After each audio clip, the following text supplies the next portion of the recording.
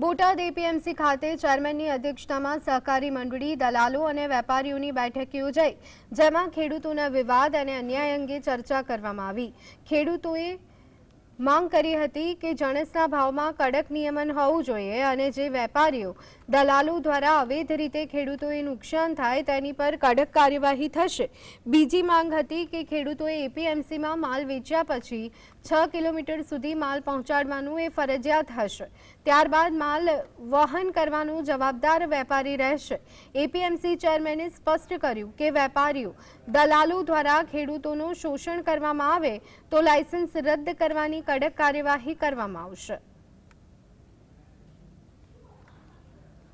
વિચારણા કરવામાં આવી, જે છેલ્લા 4-5 દિવસથી અમુક લોકોએ આ એપીએમસી બોટાદની અંદર જે વિષયને ઉપાડ્યો છે એ વિષય અનુસંધાને વિસ્તૃત ચર્ચા કરી અને આગામી દિવસોમાં એપીએમસી ખાતેથી જે માલની હરાજી થશે એ માલની હરાજી કોઈ જીનર્સને અહીંયા ત્યાં માલ જશે, ત્યાં કોઈ પણ પ્રકારનો વિવાદ થશે તો અમારા ઇન્સ્પેક્ટરો હાજર રહી અને એ વિવાદનો અંત લાવશે।